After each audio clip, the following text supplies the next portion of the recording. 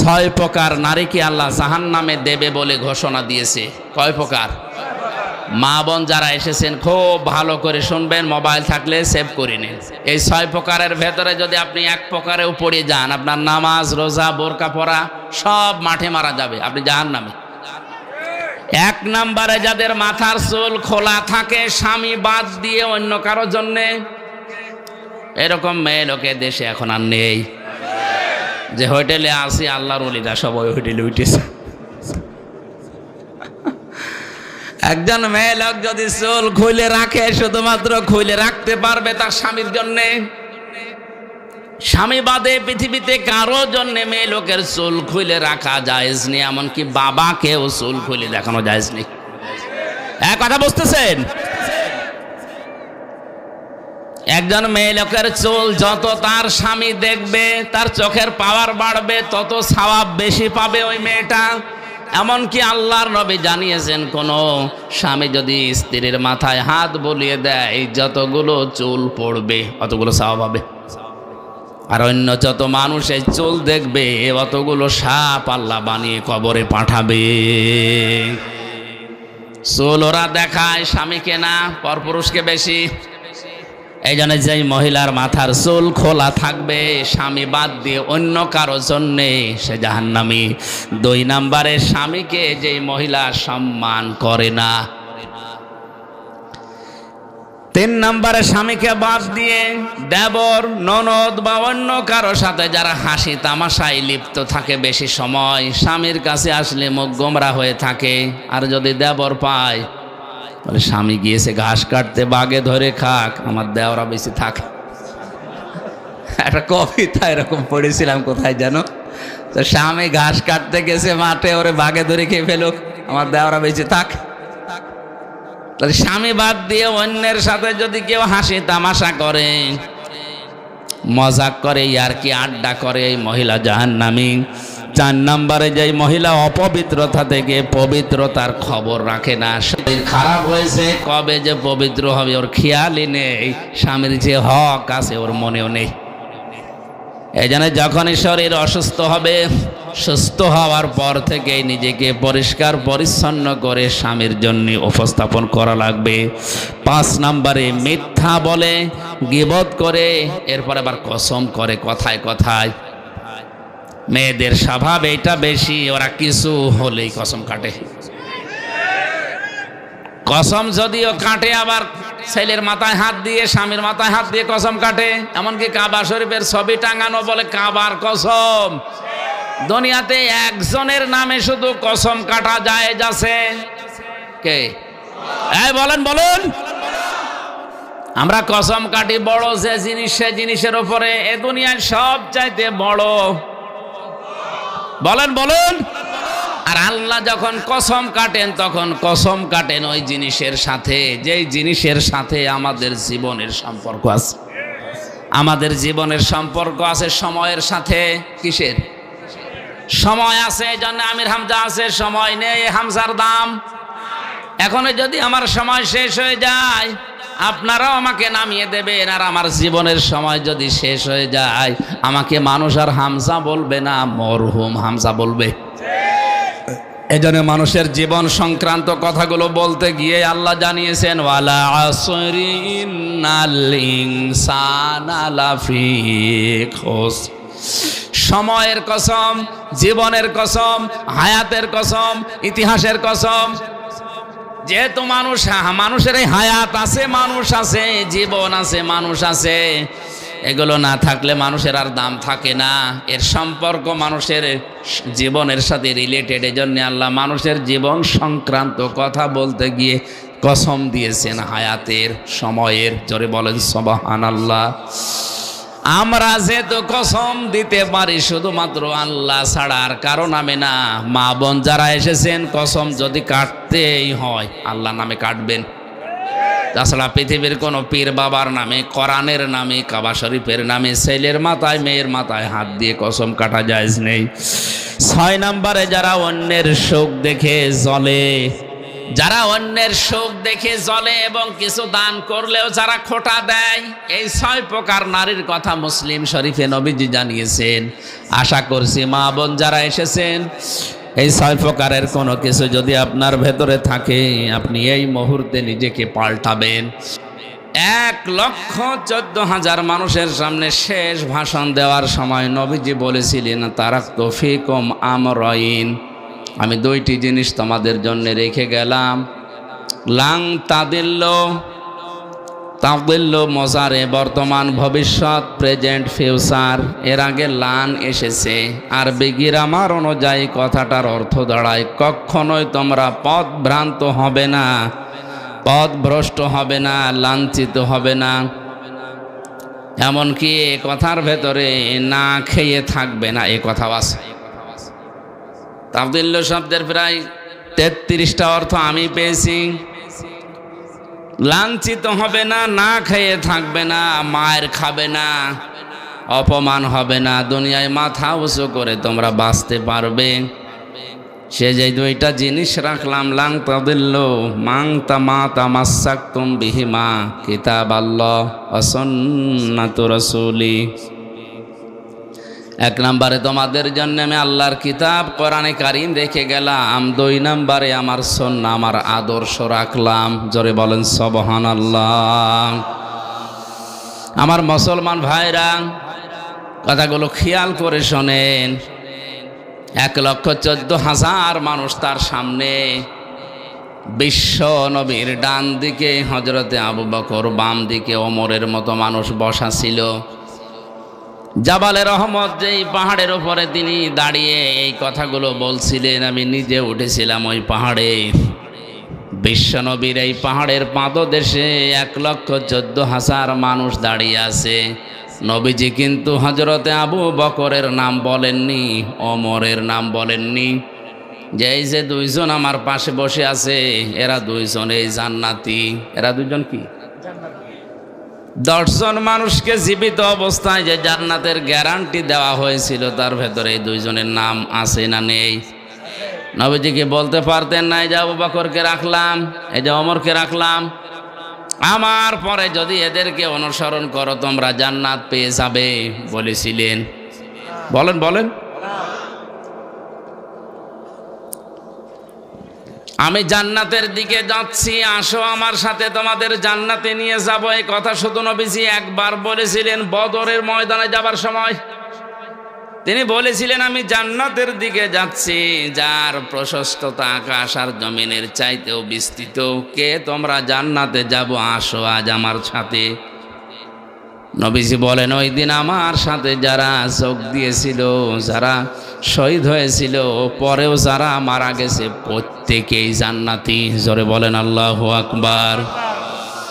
এর ভেতরে স্পেশাল ভাবে যে 10 জন মানুষের নাম আমরা হাদিসে জানি, তার ভেতরে আবু বকর আছে, ওমর আছে। কথা বলেন ঠিক কিনা? এত বড় বড় পাওয়ারফুল নবী, পাওয়ারফুল মানুষ যারা, যাদের জান্নাত দরজা ডাকতে থাকবে। হযরতে আবু বকরের জীবনীতে আছে, জান্নাতের প্রতিটা দরজা তাকে পাওয়ার জন্যে আকাঙ্ক্ষা পেশ করবে, আসেন আমার দিকে। হযরতে ওমরের ব্যাপারে আছে, আকাশের তারকারাজি কেউ যদি গণনা করা শুরু করে, একদিন শেষ হয়ে যাবে। হযরতে ওমর সে নেকির কাজ দুনিয়ায় করেছিলেন। 26 বছর বয়সে মুসলমান হওয়ার পর যেই কয়দিনই বেঁচে ছিলেন, মাত্র এই কয়েক বছরে তিনি এত বেশি নেকির কাজে আঞ্জাম দিয়েছেন, কিয়ামত পর্যন্ত কেউ যদি ওমরের নেকি গণনা করে শেষ হবে না। মাথায় যাদের মগজ আছে চিন্তা করেন তো,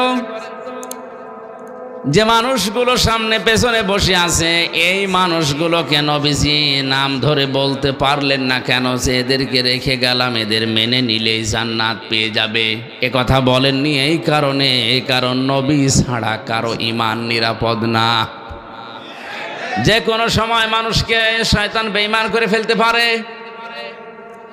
নবীজি নবীদেরকেও শয়তান ধোঁকা দিয়েছে, কিন্তু আল্লাহ নিজে স্পেশাল ভাবে তাদেরকে বাঁচিয়েছেন। তাদের কথা আলাদা, বাকি পৃথিবীর কাউকে কারো নিরাপদ না ঈমান। হযরতে ওমর নিজেই বলতেন মাঝে মাঝে, এ হুযায়ফা ইবনুল ইয়ামিনকে ডাক দিয়ে, এ হুযায়ফা তুমি তো নবীজির গোপন কথাগুলো তোমার কাছে সব বলতো।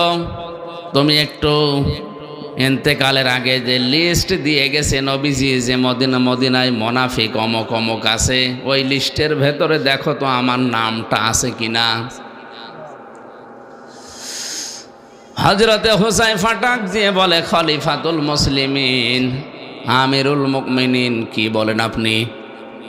জান্নাতের গ্যারান্টি দিয়েছে নবীজি নিজে আপনাকে, আর আপনি বলেন আপনার নাম মোনাফিকের খাতায় আমি দেখব, এ কেমন কথা? হযরত ওমর চোখের পানি ফেলে দিয়ে বলেন, ভাই হুযায়ফা, আমি নবীজির কাছেই শুনেছি দুনিয়াতে কারো ঈমান নিরাপদ না মরণের আগ পর্যন্ত। আমি এখনো পর্যন্ত জানি না আমি নিরাপদে ঈমান নিয়ে মরতে পারবো কিনা। এই জন্য অন্তত দেখো মোনাফিকের যে লিস্ট আছে ওর ভেতরে আমার নামটা আছে কিনা। যদি থাকে আমি এখনো মরণের আগে তওবা করে ফিরে আসতে পারবো। মাওলানা আশরাফ ভাই হয়তো মোনাফিকদের যে আচরণগুলো ওগুলোই বলছিলেন, আমি হালকা হালকা শুনেছি। আমি কোরআন হাদিস পড়ে মোনাফিকের প্রায় 13টা গুণ পেয়েছি। কয়টা? আমরা অধিকাংশ মানুষ 3টা জানি। কথা বললে মিথ্যা বলে, ওয়াদা করলে ভঙ্গ করে, আমানত রাখলে খেয়ানত করে, ঝগড়া হলে গালি দেয়। এরকম অনেকগুলো আমি গবেষণা করে করে কোরআন হাদিস থেকে 13টা পেয়েছি। মোনাফিকদের এই আচরণগুলোই হয়তো উনি বলছিলেন, শেষ করতে পারেননি ভাই আমার। এই সমস্ত গুণাগুণগুলো, জার্মগুলো, এই আচরণগুলো যদি কারো ভেতরে পাওয়া যায়, বুঝবেন তার ভেতরে নেফাকি আছে, মোনাফিকি আছে। আর মোনাফিককে আল্লাহ যদি মরণের পরে জাহান্নামে দেয়, আবু জেহেলের উপরে দেবে না, আবু জেহেলের নিচে দেবে। মোনাফিককে আল্লাহ যদি জাহান্নামে দেয়, আবু জেহেলের উপরে দেবে না নিচে? কোথায় আছে? হ্যাঁ, আন্দাজে বলেন আপনি। সূরা নিসা 140 নম্বর আয়াতে আল্লাহ পাক বলেন, ইন্নাল্লাহা জামিউল মুনাফিকিনা ওয়াল কাফিরিনা ফি জাহান্নামা জামিআ। অবশ্যই আমি আল্লাহ জাহান্নামের ভেতরে একত্রিত করব মুনাফিক এবং কাফেরদের। আগে কার নাম বলেন বলেন? আবু জেহেল মোনাফিক ছিল না কাফের? এই আয়াত দ্বারা বোঝা যায় যারা মোনাফিক এরা কিন্তু আবু জেহেলের নিচে থাকবে না, এরা থাকবে উপরে। বলছে ঠিক। আরে ভাই আপনি তো উল্টাপাল্টা বলেন। আবু জেহেল যদি জাহান্নামে পড়ার পরেই থেমে যায়, মোনাফিক থামবে না, একেবারে নিচে থাকবে। ইন্নাল মুনাফিকিনা ফিদ দারকিল আসফালি মিনান নার ওয়ালান তাজিদা লাহুম নাসীরা। অবশ্যই মুনাফিকদের জায়গা হবে জাহান্নামের একেবারে নিচে। আসফাল ইসমে তাফসিল, এর চাইতে আর নিচে নেই। একেবারে নিচে তাদের জায়গা দেব। শুধু জায়গা নিচে দেব না, এই মানুষগুলোকে কেউ সাহায্যের কথা বলতেও আসবে না।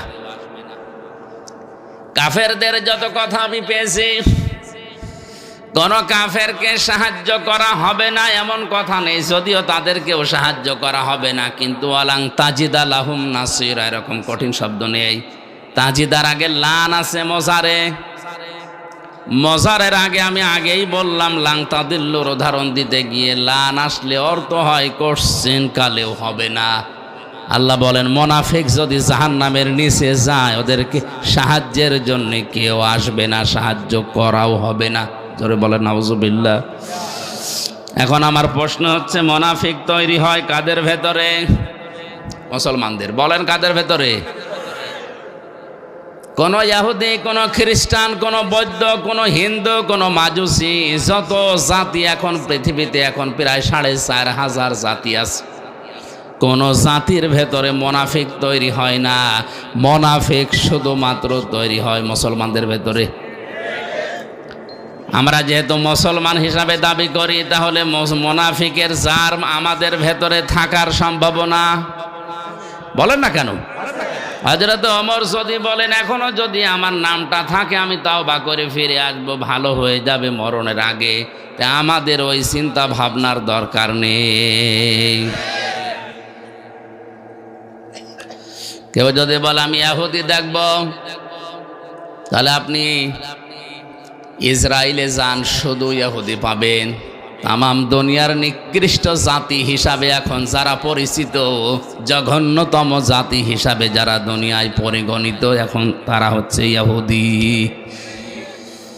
দুনিয়ার যত অপকর্মের মূল হোতা এই ইহুদিরা। কথা বুঝতেছেন? খ্রিস্টানকেও যদি দেখতে চায়, আপনি আমেরিকায় যান, শুধু খ্রিস্টান পাবেন। কেউ যদি বলে আমি বৌদ্ধ দেখব, চীনে যান, মায়ানমারে যান, শুধু বৌদ্ধ পাবেন। কোন মানুষ যদি বলে আমি মুশরিক দেখব, পাশের রাষ্ট্রে ভারতে যান, শুধু মুশরিক পাবেন। এখন যদি বলেন জাহান্নামের একেবারে নিচে থাকবে যারা মুনাফিক, আমি দেখব, এই দেশে পাঠানো লাগবে, কারণ এদেশে ৯৬% মুসলমান। তাহলে মুনাফিক এই দেশে থাকার সম্ভাবনা আছে না নেই?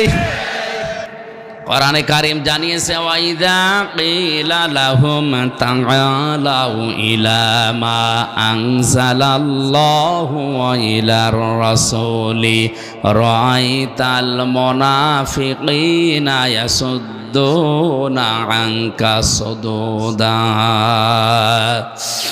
সূরা নিসার ৬১ নম্বর আয়াতে আছে, আল্লাহ পাক বলেন, হে নবী, যখন আপনি মানুষদেরকে বলবেন আসো আল্লাহ এবং রসুলের আদেশের দিকে আসো, রাআইতাল মুনাফিকিনা, আপনি দেখতে পাবেন মুনাফিক যারা ইয়াসুদ্দুনা আনকা সুদুদা, আল্লাহ এবং রাসূলের আইনের কথা, আদর্শের কথা বলা মাত্রই তারা আস্তে করে পেছন দিক থেকে কেটে পড়বে। হয়তো বিভিন্ন নাম দিয়ে তারা কাটবে। কিছু কিছু মানুষ বলবে এটা রাজনীতি। আজ দেশে বলে না, আল্লাহর আইনের কথা বলতে গেলে, রাসূলের আদর্শের কথা সঠিকভাবে তুলে ধরতে গেলেই বলে এইটা রাজনীতি, এ ওয়াজ হচ্ছে না, আস্তে করে চলে যায়। আপনি বলেন ১৫০০ বছর আগে সূরা নিসার ৬১ নম্বর আয়াতে আল্লাহ যা যা বলেছে বাংলাদেশের সাথে এখন মিলে যাচ্ছে। আমার তো মনে হয় আমি যে কথা বলছি এখন খাপের খাপ মুনতাজের খাপ মিলে যাচ্ছে না? মুনাফিক দেশে এখন আছে। আল্লাহর আইনের কথা বললে এর কাছে রাজনীতি মনে হয়, রাসূলের আদর্শের কথা বললে, রাসূলের বিচার ব্যবস্থার কথা বললে এর কাছে রাজনীতি মনে হয়। বলে এটা আমাদের সংবিধানের বাইরের কথা। পৃথিবীর সবচাইতে বড় সংবিধান আল্লাহর কোরআন। وَكَذَلِكَ أَنزَلْنَاهُ حُكْمًا عَرَبِيًّا وَلَئِنِ اتَّبَعْتَ أَهْوَاءَهُمْ بَعْدَ الَّذِي جَاءَكَ مِنَ الْعِلْمِ مَا لَكَ مِنَ اللَّهِ مِنْ وَلِيٍّ وَلَا وَاقٍ। জোরে বলেন আল্লাহু আকবার। সূরা রদের ভেতরে আল্লাহ পাক জানিয়েছেন, হে নবী, এই কোরআনকে আমি আল্লাহ দুনিয়ায় সংবিধান করে নাজিল করলাম। এইটা বাদ দিয়ে কোনো মানুষ যদি মন মস্তিষ্কের তৈরি করা মন মতো আইন কানুন নিয়ম নীতি বানিয়ে পরিবার সমাজ চালাতে চায়, সে কাউকে সাহায্যকারী হিসাবে পাবে না। জোরে বলেন নাউজুবিল্লাহ। এই জন্য আমাদের উচিত হচ্ছে, আমরা যেহেতু মুসলিম, আমাদের একমাত্র আদর্শ হওয়ার কথা যার নাম বলেছি উসওয়াতুন হাসানা, দুনিয়ায় কেউ না, মুহাম্মাদুর রাসূলুল্লাহ। আজকের পোস্টারের প্রথমে আপনারা লিখে দিয়েছেন তোমাদের জন্য রাসূল সাল্লাল্লাহু আলাইহি ওয়াসাল্লামের জীবনে মহত্তম বা সর্বোত্তম আদর্শ লুকিয়ে আছে আল কোরআন। এটা সূরা আহজাবের ২১ নম্বর আয়াতের প্রথম অংশে আছে। আমার প্রশ্ন, পরবর্তী শব্দগুলো লিখতে পারতেন। আল্লাহর নবীকে আদর্শ হিসাবে পাবে যাদের ভেতরে ৩টা গুণ আছে। কয়টা? আয়াতের পরবর্তীতে আল্লাহ সিরিয়াল করে দিয়েছেন লিমান কানা ইয়ারজুল্লাহ ওয়াল ইয়াউমাল আখিরা ওয়া যাকারাল্লাহা কাসীরা। এক নম্বরে যে মানুষগুলো লিমান কানা ইয়ারজুল্লাহ, আল্লাহ রাব্বুল আলামিনের দিকে যারা ফিরে আসে, রাজা ইয়ারজু মানে ফিরে আসা। দুই নম্বরে যে মানুষগুলো দুনিয়াতে ওয়াল ইয়াউমাল আখিরা, কিয়ামতে জবাব দেওয়া লাগবে এই বিশ্বাস করে। তিন নম্বরে যাকারাল্লাহা কাসীরা, যাদের জীবনে সব চাইতে বেশি আল্লাহর আলোচনা হয়। কার? বলেন বলেন। তাহলে এই বাংলাদেশে 18 কোটি মানুষের জন্য রাসূলুল্লাহ আদর্শ এখনো সবার জন্য হয়নি, কারণ এই তিনটা গুণ আমরা অধিকাংশ মানুষের ভেতরে দেখতে পাচ্ছি না। এক কথা বলা লাগবে। আমি শর্ত দিলাম মাওলানা হাফিজকে, আপনি যদি কুষ্টিয়ায় যান আপনার সাথে আমি যাব, শর্ত দিয়েছিলেন আপনি যদি যান। এখন উনি যদি সকালে না যায়, আমার যাওয়ার দরকার আছে। আল্লাহ তাআলা বলেন উত্তম আদর্শ, সর্বোত্তম আদর্শ তোমাদের জন্য রাসূলুল্লাহ, কিন্তু তিনটা গুণ থাকা লাগবে। কয়টা? সবাই বলেন, সবাই বলেন। আপনার ভেতরে আছে কিনা আপনি মিলান। যদি না থাকে, কোরআনে কারীম আমার সামনে সূরা আহজাবের 21 নম্বর আয়াতকে সাক্ষী রেখে বলছি, মরণের পরে বিনা হিসাবে বিনা বিচারে আপনি জাহান্নামী। আপনি যতই নামাজ পড়েন, রোজা রাখেন, 5 কলি 10 কলি 20 কলি মাথায় দেন, যদি মনে করেন আমার তো ঈমান আছে না, আপনার ঈমান নেই। কারণ এই তিনটা গুণ যদি কারো না থাকে, সে রাসূলুল্লাহকে আদর্শ পায়নি। আর রাসূল যার আদর্শ হয়নি, ওর ঈমান নেই, ওটা বেঈমান।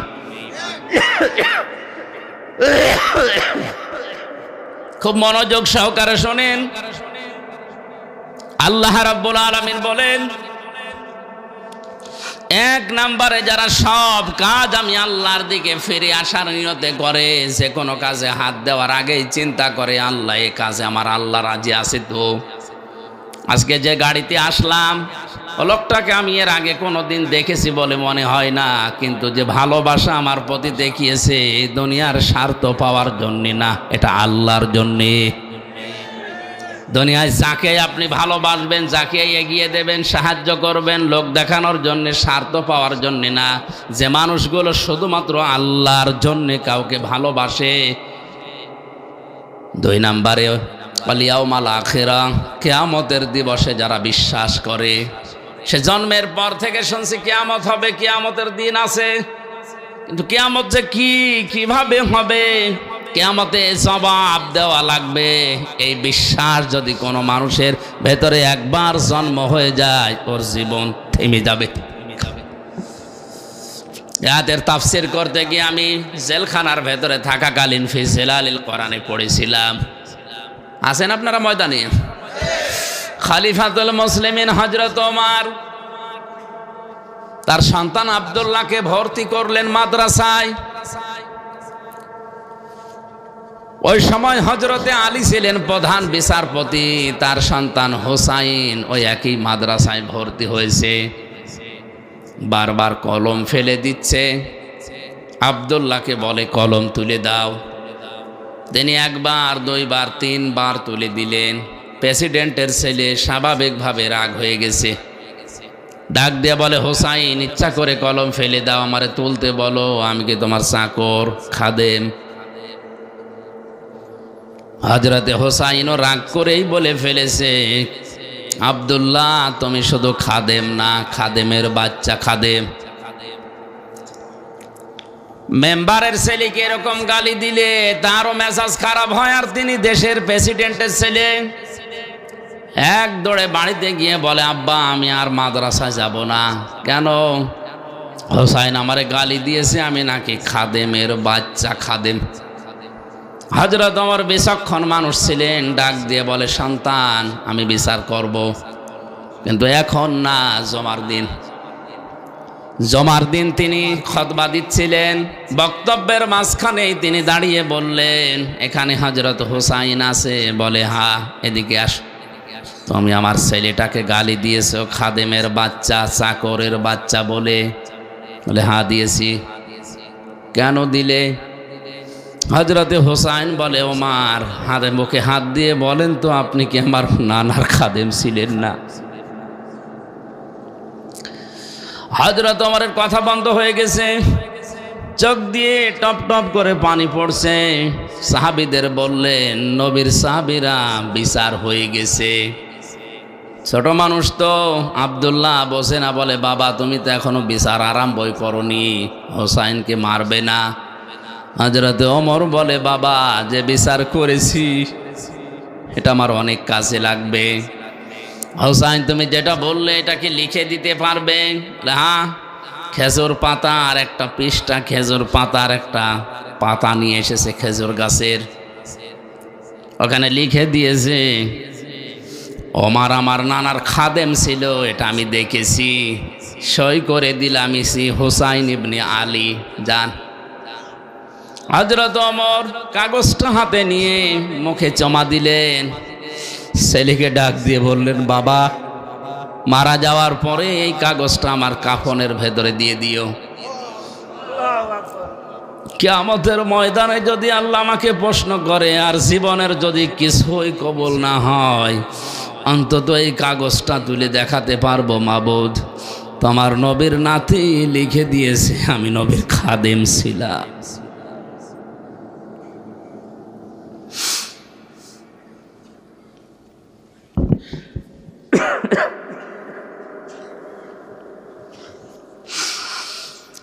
এই ওসিলাই হলেও তুমি আমাকে আজকে মাফ করে দাও।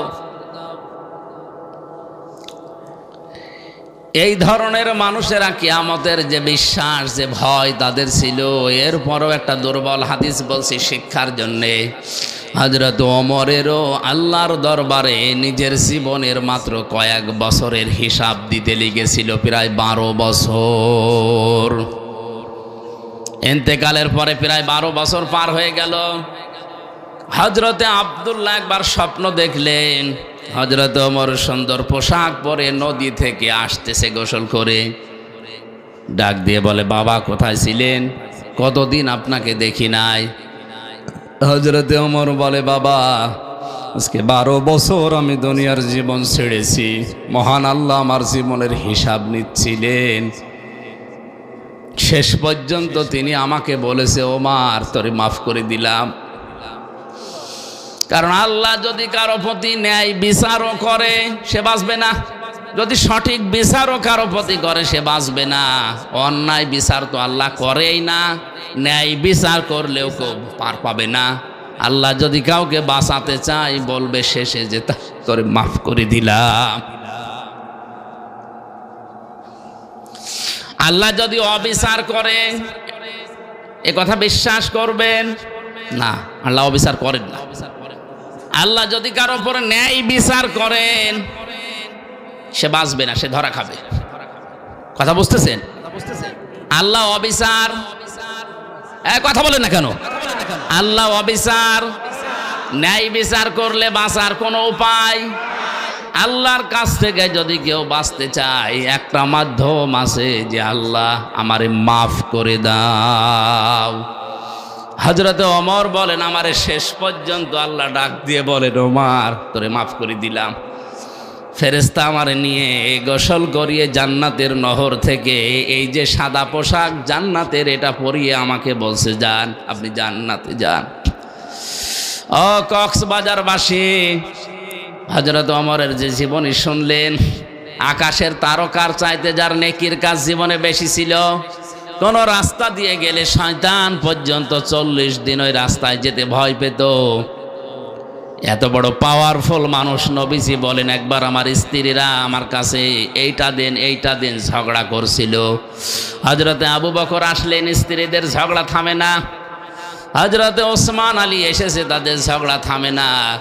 হযরতে ওমর কিছুক্ষণ পরে বাইরে থেকে সালাম দিয়েছে, আসসালামু আলাইকা ইয়া রাসূলুল্লাহ। স্ত্রীরা বলছে, আপনি থাকেন, আমরা গেলাম। কারণ এখন যে লোকটা এসেছে এর মুখের আগে হাত চলে। হযরতে ওমরকে দেখে ওই দিন নবীজি বলেছিলেন, ওমর তুমি যে রাস্তা দিয়ে চলো ও রাস্তায় শয়তান পর্যন্ত চলে না। এই ধরনের মানুষ যদি কিয়ামত নিয়ে এই টেনশনে থাকে, আমাদের কি হয়েছে বলেন? নবীজিকে আদর্শ পাওয়ার জন্য কিয়ামতে জবাবদিহি করা লাগবে, এই টেন্ডেন্সি, এই বিশ্বাস আমাদের জন্ম দেওয়া লাগবে। এটা নেই, এই জন্যে আজ দুর্নীতি হয়। এইটা নেই, এই জন্যে আজ বেগম পাড়া তৈরি হয়। এইটা নেই, এই জন্যে আজ আমাদের অধিকারগুলো আমরা আদায় করতে পারি না। এটা যদি কোনো মানুষ 100 ভাগ বিশ্বাস করে যে আমার জবাব দেওয়া কিন্তু লাগবে, 2 দিন আগে 2 দিন পরে ওর জীবন এমনিতেই পাল্টিয়ে যাবে। মক্কার ওই মানুষগুলো তাদেরকে জোতা মেরে লাঠি মেরে মানুষকে হেদায়েত করেনি। নবীজি এই কিয়ামতে জবাব দেওয়া লাগবে এই কথাগুলো যখন তুলে ধরেছেন, ওই মানুষ যাদের বিবেক ছিল, বুদ্ধি ছিল, যাদের কপালে হেদায়েত ছিল, তারা এমনিতেই এই কথাগুলোর ওপরে ঈমান এনে পাল্টিয়ে গেছে।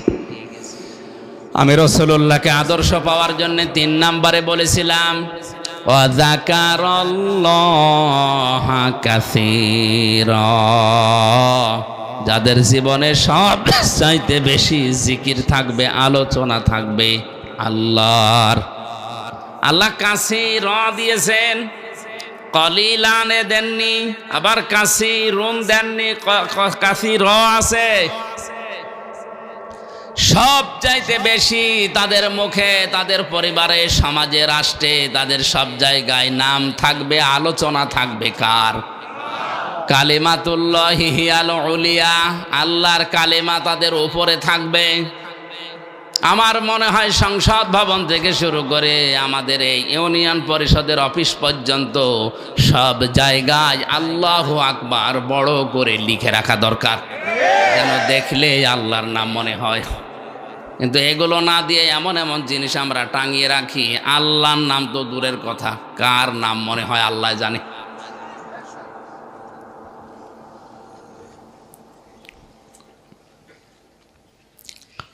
আল্লাহ রাব্বুল আলামিন বলেন, রাসূলুল্লাহকে যারা আদর্শ হিসাবে এই 3টা গুণ অর্জন করে পাবে, বিশ্ব নবী মুহাম্মদুর রাসূলুল্লাহ রাসূলুল্লাহ হওয়ার পর থেকে আতঙ্কে ছিলেন। কিসে ছিলেন বলেন বলেন?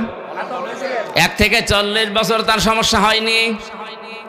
40 থেকে 63, 23 বছরে 82 বার তাকে ডাইরেক্ট হত্যা করার জন্য ইহুদিরা চেষ্টা চালিয়েছে। শুধু চেষ্টাই চালিয়ে শেষ করে দেয়নি, মরণের পরেও তার লাশ পর্যন্ত চুরি করার জন্য তারা ব্যস্ত ছিল। এজন্য ওই 23 বছর রাসূলুল্লাহকে যারা মেনে নিয়েছে তারাও বিপদে পড়েছে। কিন্তু 1 থেকে 40 যারা ওই সময় মেনেছিল, তার সাথে ছিল, তাদের কোনো বিপদ হয়নি। এমনকি পুরো আরব জাহানে তাদের একটা শত্রুও ছিল না। আর রাহিকুল মাখতুম, এই ঐতিহাসিক সিরাত গ্রন্থে আপনি দেখবেন 1 থেকে 40 বছর পর্যন্ত নবীজির পেছনে মানুষ ছিল না, তা না ছিল। কারণ হিলফুল ফজল যেদিন গঠন করেন, তার সাথে ওই এলাকার যুবকেরা অনেকেই যোগ দিয়েছিল। সামাজিক উন্নয়নমূলক অনেক কাজ তিনি এই সংগঠনের মাধ্যমে এলাকায় করতেন। কিন্তু দুঃখজনক হলেও সত্য, একটা শত্রু তার ওই সময়ের ভেতরে তৈরি হয়নি। একই মানুষ 40 বছরে কোরআনে কারিমটা হাতে পাওয়ার পরে যতদিন এইটা তার কাছে ছিল, ততদিন তার শত্রুর অভাব ছিল না। এই জন্যে আমরা যদি কেউ বলি আমি নবীওয়ালা কাজ করি না, আপনি মোহাম্মদ ইবনে আব্দুল্লাহর কাজ করেন, এই জন্য আপনার সমস্যা হয় না। কেউ যদি রাসূলুল্লাহর কাজ আরম্ভ করে, রাসূলুল্লাহর যেভাবে আরম্ভ হয়েছিল 3 বছর তিনিও জেলে ছিলেন, আপনারও থাকা লাগতে পারে।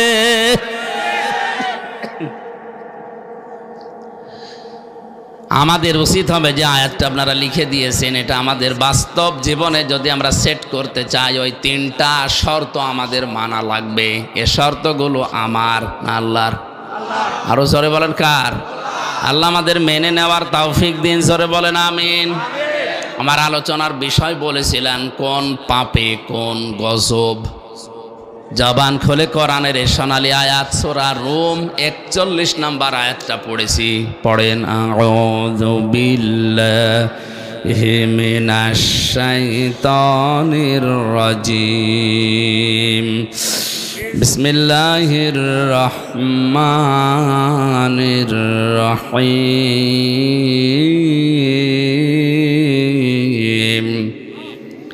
ظهر الفساد في البر والبحر بما كسبت أيدي الناس ليذيقهم بعض الذي عملوا لعلهم يرجعون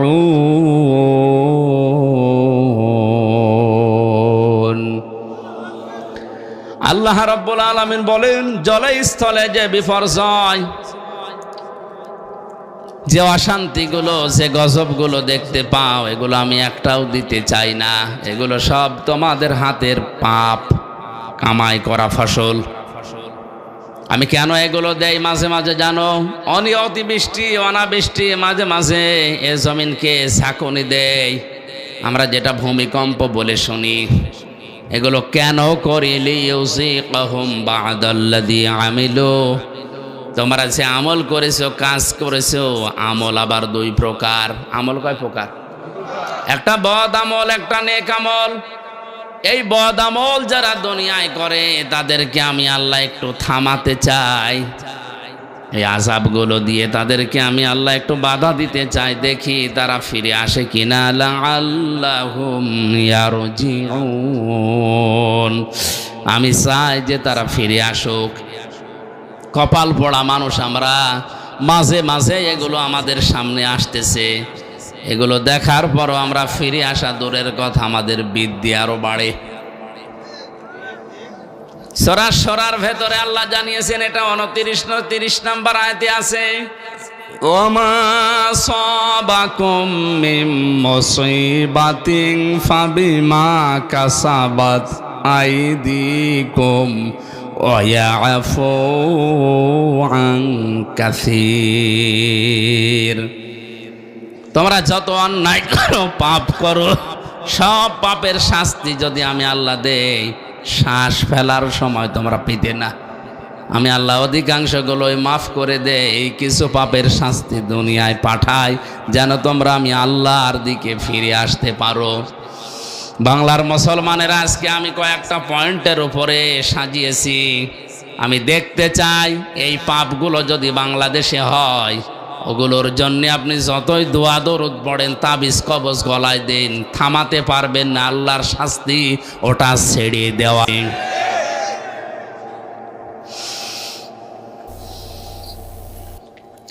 কোরআনে কারিমে সূরা আনকাবুত আয়াত নাম্বার 40-41, ফাকুল্লান আখাযনা বিযামবিহি ফামিনহুম মান আরসালনা আলাইহি হাসিবা ওয়া মিনহুম মান আখাযাতুহুস সাইহাতু ওয়া মিনহুম মান খাসাফনা বিহিল আরদা ওয়া মিনহুম মান আগারাকনা ওমা কানাল্লাহু লিয়াযলিমাহুম ওয়ালাকিন কানু আনফুসাহুম ইয়াযলিমুন।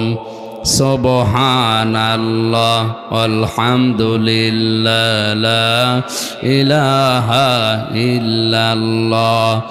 সুবহানাল্লাহ আলহামদুলিল্লাহ।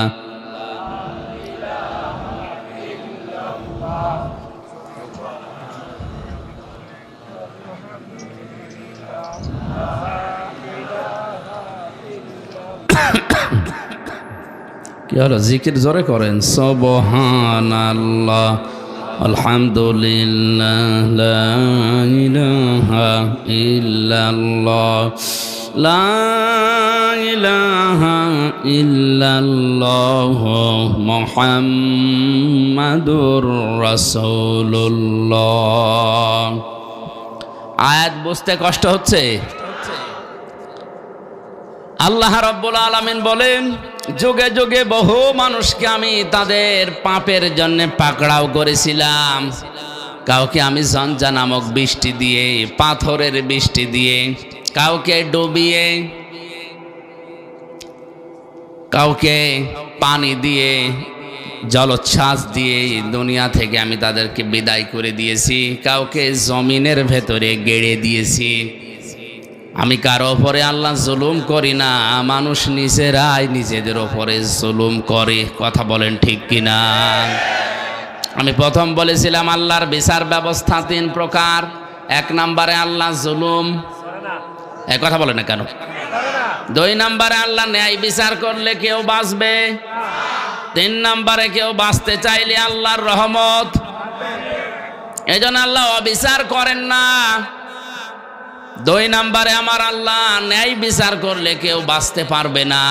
3 নম্বরে কেউ বাঁচতে চাইলে আল্লাহর ক্ষমা পাওয়া লাগবে।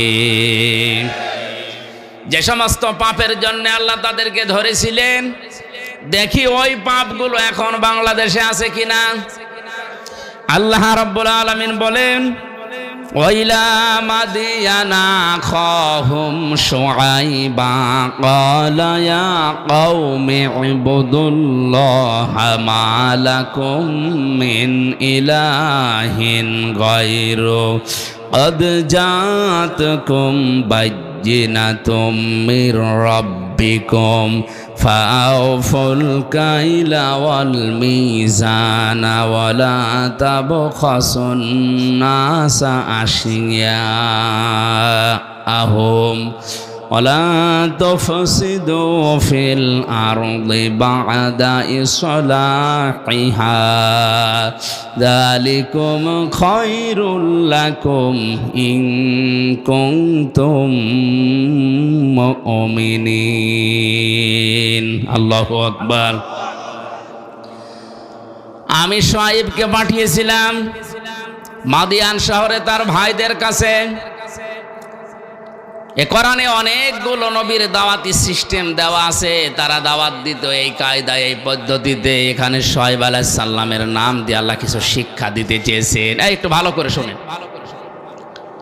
হযরতে শুআইব আলাইহিস সালামকে মাদায়েন শহরে তার ভাইদের কাছে আল্লাহ পাঠিয়ে বললেন, তুমি দাওয়াত দাও, হে আমার জাতির লোকেরা, আল্লাহ বাদে কোনো মাবুদ নেই, ইলাহ নেই, ইবাদত পাওয়ার যোগ্যতা কারো নেই। আমরা যারা সত্যি নবীদের উত্তরসূরি দাবি করছি, আল্লাহর কসম আমরাও কিন্তু এই কথাই আপনার কাছে বলছি। আল্লাহ ছাড়া ইবাদত পাওয়ার যোগ্যতা কারো। এই জন্য সহজভাবে বলি লা ইলাহা ইল্লাল্লাহ। আল্লাহ বাদে ইবাদত পাওয়ার যোগ্যতা, উপাস্য হওয়ার যোগ্যতা দুনিয়ায় আর কারণে। এ কথা বললেই হিন্দুরা রাগ করে, কারণ ওদের দেবতা একটা দুইটা না, কয়টা? 33 কোটি। ওদের দেবতা 33 কোটি। এই জন্য ওদের রাগ হবে। আল্লাহ ছাড়া ইবাদত পাওয়ার, উপাসনা পাওয়ার যোগ্যতার কারণে এ কথা বললে ইহুদির মন আপনি পাবেন না, খ্রিস্টানের মন আপনি পাবেন না। ওয়ালাং তারদা আনকাল ইয়াহুদু ওয়ালান নাসারা হাত্তা তাত্তাবিআ মিল্লাতাহুম কুল ইন্না হুদাল্লাহি হুয়াল হুদা। হে নবী, কখনো ওরা আপনার পদে ইহুদি খ্রিস্টানরা রাজি হবে না যতক্ষণ আপনি তাদের যে ধর্ম অনুসরণ না করবেন। ওদের ধর্মে খোদা কয়জন? 33 কোটি। কারো 3 জন, কারো 2 জন। বিভিন্ন জিনিসকে তারা খোদা হিসাবে মেনে নিয়েছে, উপাস্য হিসাবে ইবাদত পাওয়ার যোগ্যতা তারা ভাগ ভাগ করে দিয়েছে। একমাত্র জাতি মুসলিম। 175 কোটি মানুষের ভেতরে হয়তো ভুল ত্রুটি থাকতে পারে, কিন্তু লা ইলাহা ইল্লাল্লাহর ব্যাপারে কোনো পার্থক্য আমাদের নেই। আমরা মনে প্রাণে বিশ্বাস করি, এ কথা কাজে লাগাতে চাই। আল্লাহ ছাড়া ইবাদত পাওয়ার যোগ্যতা কারো, উপাসনা পাওয়ার যোগ্যতা কারো।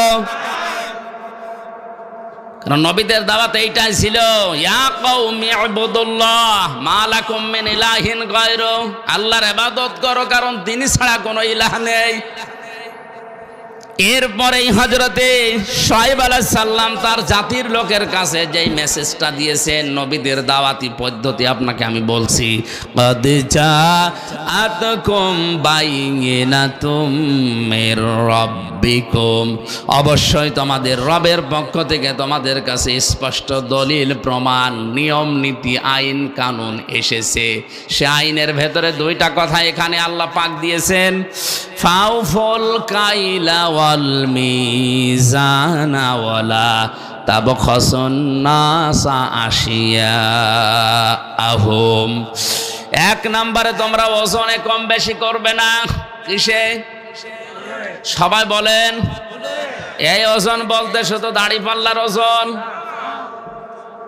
এখন তো অনেকে দাড়ি পাল্লায় তুলে দেওয়ার চিন্তায় আছে। হাইকোর্টের সামনে বিশাল একটা দাড়ি পাল্লা টাঙানো আছে, দুই দিকের মাপই সমান। এটা দ্বারা দেশের জনগণকে বোঝানো হচ্ছে যে ন্যায় বিচার ছাড়া এখানে কিছু চলে না। দাড়ি পাল্লা মানে কি? মানদণ্ড। দাড়ি পাল্লা মানে ন্যায় বিচারের মানদণ্ড। ওইটা যে এদিকেও যেমন এইদিকেও যেমন, কোনো দিকে একেবারে কম বেশি নেই, সমান সমান। আচ্ছা, তো বিচার ব্যবস্থার দিকে তাকালে আজ যেটা দেখতে পাচ্ছি আমরা, ন্যায় বিচারের তুলনায় অবিচারই বেশি হচ্ছে। ন্যায় বিচারের তুলনায় অবিচার যদি না হবে, কোন কারণে আমি 3টা বছর জেল খাটলাম, আপনি জবাব দেন।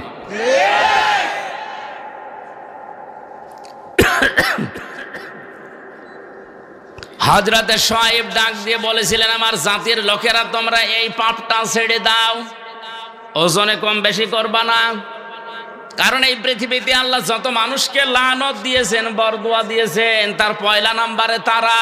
ওয়াইলুল লিল মুতাফফিফিনা আল্লাযীনা ইযা তালু আলান নাসি ইস্তাওফুন ওয়া ইযা কালুহুম আও ওয়াসানুহুম ইখসিরুন।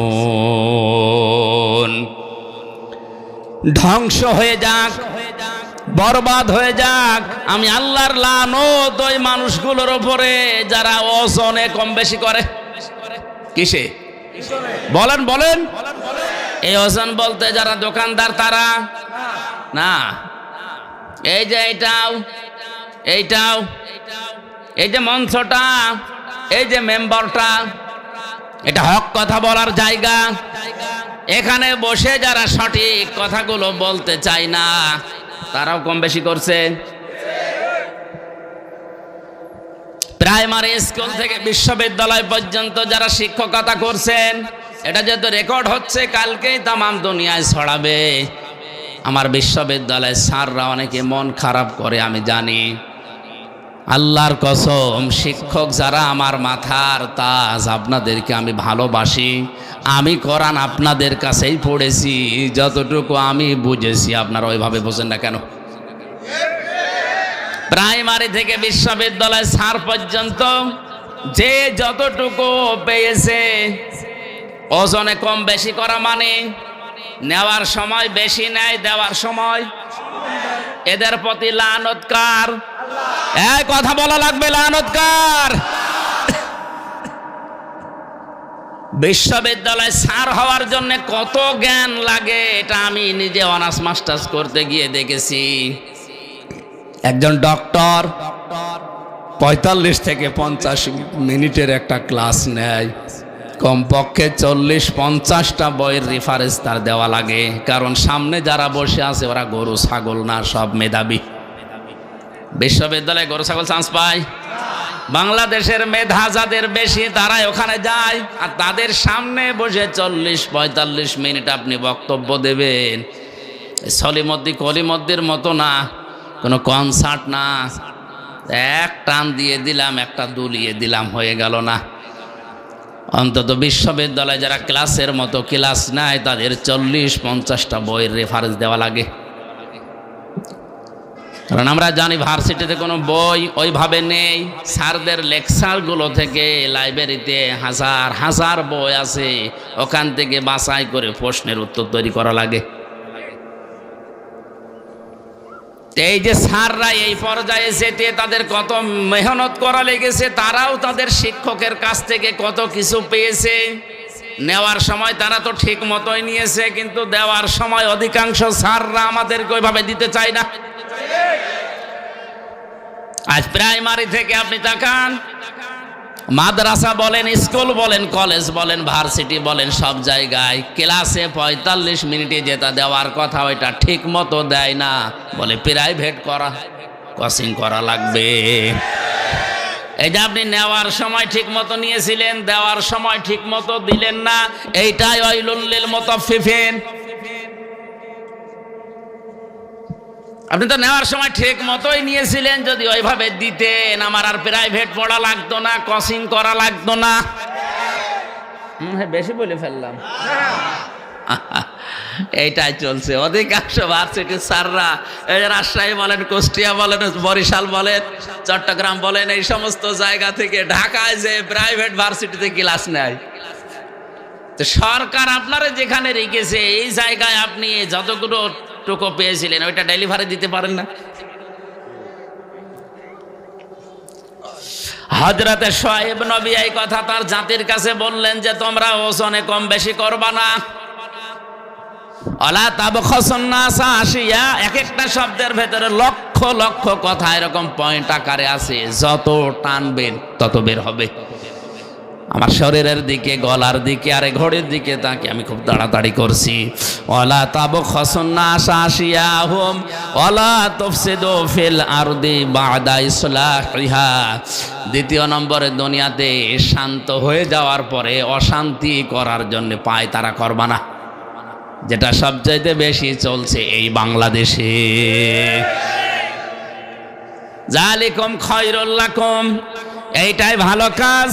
ইন কুনতুম মুমিনিন, যদি মুমিন বলে দাবি করে থাকো, ওজনে কম বেশি করা আজকে থেকেই বন্ধ করা লাগবে। এই ওজনে কম বেশি মানে খাদ্যে ভেজাল দেওয়া আছে, এই কথা বলেন না কেন? আজ হাজারো মানুষ নিজের সন্তান, নিজের বউ, নিজের মা যেগুলো খাবে ওগুলোতে ফরমালিন দেয় না, বিষও দেয় না, ঔষধও দেয় না, ওগুলো দেয় শুধু তাদের যেগুলো অন্যরা খাবে। যারা ফরমালিন দিচ্ছেন, বিষ দিচ্ছেন, ঔষধ দিচ্ছেন, এগুলোর কারণে যে ফলগুলো তরতাজা দেখতে মনে হয়, ধোঁকা খেয়ে আমাদের মতো মানুষ আমরা কিনে নিয়ে আসি, আমাদের কিডনি নষ্ট হয়ে যায়। এক কথা বলেন, এগুলো যারা করছেন ওই ব্যবসায়ীরা, আপনার দ্বারা আমার কিডনি, আমার হার্ট, আমার মস্তিষ্ক নষ্ট হয়ে যাচ্ছে। আপনি মানুষ হত্যা করার গুনাহ কামাই করছেন, আপনার ওপরে আল্লাহর লানত, আল্লাহর বরদোয়া। ও বাংলার মুসলমানেরা, আল্লাহ যদি কাউকে বরদোয়া দেয়, বলেন ওরে কে আর বাঁচাবে? মানে এই মুহূর্ত থেকে ওজনে কম বেশি করা, খাদ্যে ভেজাল দেওয়া বন্ধ করা লাগবে। দুনিয়া বেশ শান্ত হয়ে যাওয়ার পরে অশান্তি তৈরি করার জন্য পায় তারা করবেন না, যদি মুমিন বলে দাবি করেন। এরপরে আরো 2টা কথা তিনি বলেছিলেন, নাকি শেষ করে দেব? ওয়ালা তাকউদু বিকুল্লি সিরাতিন তুইদুনা ওয়া তাসুদ্দুনা আন সাবিলিল্লাহ মান আমানা বিহি ওয়া তাবগুনাহা ইওয়াজা ওয়াযকুরু ইয কুনতুম কলিলান ফাকাসসারাকুম ওয়ানজুরু কাইফা কানা আকিবাতুল মুফসিদিন। আরেকটু খেয়াল করেন, আল্লাহ তাআলা বলেন তাদের আরেকটা অপরাধ ছিল, ওয়ালা তাকউদু সিরাত তাকউদু বিকুল্লি সিরাতিন তুইদুনা। ওরা মানুষকে ধরার জন্য বিভিন্ন রাস্তায় বসে থাকতো ওত পেতে। আজ বাংলাদেশে এই গণাটাই 15 বছরে সবচাইতে বেশি বেড়েছে। ওত পেতে থাকে, কখন কারে ধরিয়ে দেওয়া যায়। এ জেলায় মনে হয় এখনো শুরু হয়নি। হয়তো একটু পাড়াপতি হিসাবে হিসাবে রাগারাগি হয়েছে, ঝগড়া হয়েছে, রাজনৈতিক একটা সিল লাগিয়ে তারা গোপনে ধরিয়ে দেওয়ার জন্যে থানায় উনি আগে 10,000 টাকা দিয়ে এসেছে যে অমককে ধরে নিয়ে আসো। উনি ধরে নিয়ে যায়, নিজে আবার ছাড়ায়, মাঝখান থেকে লোকটার প্রায় 50,000 টাকা আল্লাহর ওলি খেয়ে ফেলিস। আমি এটা একটু বেশি বলে ফেললাম।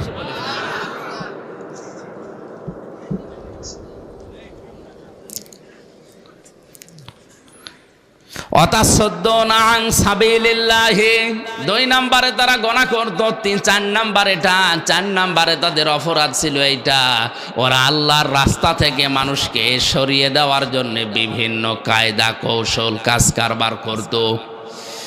এত কাজে মানুষ যাচ্ছে, কোনো অসুবিধা নেই, আল্লাহর দিকে আল্লাহর পথের দিকে মানুষ আসলেই বাধা।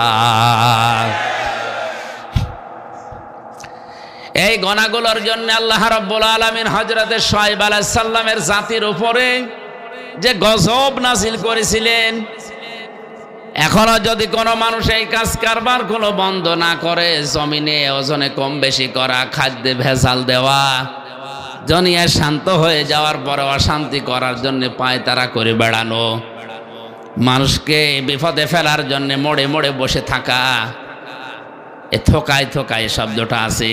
অলা তাকউদু বিকুল্লি সিরাতিন তুইদুনা ওয়া তাসুদ্দুনা আন সাবিলিল্লাহ। তোমরা বসে থেকো না মানুষকে ধরিয়ে দেওয়ার জন্য, বিপদে ফেলার জন্য কোন রাস্তার মোড়ে মোড়ে গোপনে, কিচ্ছু জানে না, ঘরে ঘুমিয়ে আছে, চোখ খুলে দেখছে জেলখানায়। কি গো, তুই গাছ কেটেছিস, তুই গাড়িতে আগুন লাগিয়েছিস, অথচ কিচ্ছু জানে না। 2-1 দিন ঠিক ওইভাবেই কেটে যাচ্ছে, চোখ খুলে আবার দেখছে বাড়িতে। কি গো, খোঁজ নিয়ে দেখা গেল বাড়ি থেকে প্রায় 2 লাখ টাকা চলে গেছে। এইটা যদি কেউ বন্ধ না করে, আমার আল্লাহ তাদের উপরে মাঝে মাঝেই ভূমিকম্প দেয়। রানা ফেলা যায় এমনি ঢসে পড়েনি। অনেকেই বলেছিল যে মনে হয় অনেকে এই ধাক্কা দিয়ে ফেলে দিয়েছে। আরে ভাই, ধাক্কা দিয়ে বিল্ডিং ফেলে দেওয়া, আপনি ফেলেন তো দেখি। 357টা বিল্ডিংয়ে ফাটল ধরেছে এবছরে। সারা বাংলাদেশের জরিপ, 357টার উপরে বিল্ডিংয়ে অলরেডি ফাটল ধরে গেছে। পানির স্তরগুলো, এই লেয়ারগুলো নেমে যাচ্ছে। কুল আরাআইতুম ইন আসবাহা মাউকুম গাওরান ফামাইয়াতিকুম বিমাইম মাঈন। হে নবী, আপনি ওদেরকে বলেন তো, আমি যদি পানির লেয়ার নিচে নামিয়ে দেই, দুনিয়ায় কে আছে তোদেরকে পানি দেবে? কে বলছে? এই জন্য আমাদের উচিত হচ্ছে এই অপরাধগুলো যারা করছি বন্ধ করি, নয়তো যতই দোয়া দরুদ পড়েন, তাবিজ কবজ লাগান, কাবার ইমাম এনে দোয়া করালেও ভূমিকম্প বন্ধ করতে পারবেন না। কারণ 1500 বছর আগে কোরআনে আল্লাহ এই কথাগুলো জানিয়েই দিয়েছেন। আসাব গসব গুলো আসে এমনিতেই না। কক্সবাজারে তো আমার মনে হয় এই 2-3 দিন আসার পরে আমি যেটা দেখতে পাচ্ছি, যেভাবে ঢেউগুলো আসতেছে সাগরে, 10 হাত 15 হাত 20 হাত উঁচা হয়ে ঢেউ আসবে, আল্লাহর নির্দেশ শুধু লাগবে। না, আল্লাহ এটা পারে না। আল্লাহ যদি একবার বলে 40 হাত উঁচা হয়ে ঢেউটায়, তাহলে এই জেলা না, এ দেশ পুরা পানির নিচে চলে যাবে। আল্লাহ এটা করতে 10 বছর লাগবে। ইন্নামা আমরুহু ইযা আরাদা শাইআন আইয়াকুলা লাহু কুন ফায়াকুন। আল্লাহ পাক বলেন, আমি যখন কোনো কাজের আদেশ করি তখন কিছুই লাগে না, শুধু কোন বলি, ফায়াকুন, এটা হতে 1 সেকেন্ডও সময় লাগে না। এজন্য আমাদের উচিত আমাদের পাপের কাজগুলো ছেড়ে দেওয়া, থেমে যাওয়া। আমি মুসলিম শরীফ থেকে একটা হাদিস আসার সময় পড়ছিলাম, ছয় প্রকার নারীকে আল্লাহ জাহান্নামে দেবে বলে ঘোষণা দিয়েছে। কয় প্রকার? মা বোন যারা এসেছেন খুব ভালো করে শুনবেন, মোবাইল থাকলে সেভ করে নিন। এই ছয় প্রকারের ভেতরে যদি আপনি এক প্রকারেও পড়ে যান, আপনার নামাজ রোজা বোরকা পরা সব মাঠে মারা যাবে, আপনি জাহান্নামে। এক নম্বরে যাদের মাথার চুল খোলা থাকে স্বামী বাদ দিয়ে অন্য কারো জন্যে, এরকম মেয়ে লোকে দেশে এখন আর নেই। যে হোটেলে আসি আল্লাহর ওলিরা সব ওই হোটেলে উঠেছে। একজন মেয়ে লোক যদি চুল খুলে রাখে, শুধুমাত্র খুলে রাখতে পারবে তার স্বামীর জন্যে, স্বামী বাদে পৃথিবীতে কারো জন্যে মেয়ে লোকের চুল খুলে রাখা জায়েজ নেই, এমনকি বাবাকেও চুল খুলে দেখানো জায়েজ নেই। এক কথা বুঝতেছেন?